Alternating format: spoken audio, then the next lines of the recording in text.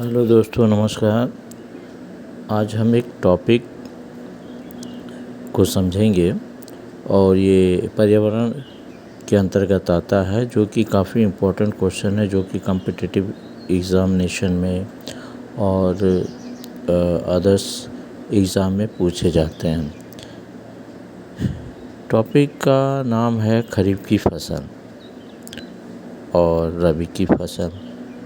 इनको हम किस तरह से याद रखें एक लॉन्ग टर्म के लिए, एक लंबे समय के लिए, तो उसके लिए एक ट्रिक है जिसके थ्रू हम एक लंबे समय तक इसको याद रखते हैं। तो आप देख रहे हैं नोट्स में खरीफ की फसल।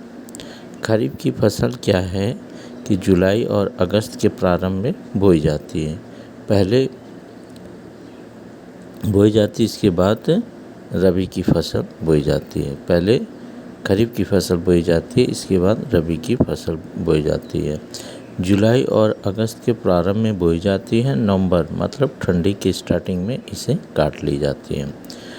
जो खरीफ की फसल है उसके अंतर्गत आने वाली जो फसलें हैं वो हैं धान, मक्का, ज्वार, बाजरा, मूंग, उड़द, गन्ना, कपास, तंबाकू, जूट। अब देखिए, याद करने के लिए कौन सी ट्रिक है, कैसे हम याद करेंगे। तो एक आप कोड वर्ड बना करके इसको याद कर सकते हैं। एक छोटी सी स्टोरी बनाकर आप इसको याद कर सकते हैं। यहाँ पे आप देख रहे होंगे एक ट्रिक, मैं थोड़ा सा जूम कर दे रहा हूँ।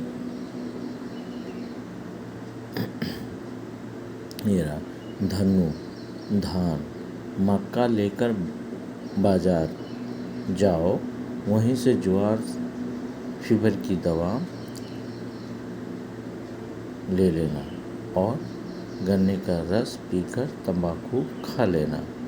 वहाँ से बाजार से कपास और जूट की बोरी में मूंग और उड़द की दाल भी लेते आना। अब ये एक कोड है जिसके थ्रू आप याद कर सकते। धनु मतलब धान, मक्का लेकर बाजार आना, बाजार का मतलब बाजरा, जाओ वहीं से ज्वार की दवा, ज्वर मतलब बुखार, फीवर, ज्वार जो फसल है वो है ज्वार की दवा लेते आना, गन्ने का रस पीकर, गन्ना क्लियर है, तंबाकू खा लेना, तंबाकू क्लियर है, वहाँ से कपास और जूट की बोरी में मूंग और उड़द की दाल लेते आना। ये फसलें खरीफ की इस स्टेटमेंट में इंक्लूडेड है। अब इसको आप आसानी से याद रख सकते हैं। अब आइए देखते हैं रबी की फसल, जो कि खरीफ के बाद बोई जाती है। रबी में आप जो सफिक्स है उसमें ब देख रहे हैं, ब वर्ड या अक्षर आ रहा है। नवंबर में ठंडी में बोई जाती है तथा अप्रैल में काट ली जाती है, अर्थात गर्मियों में काट ली जाती है।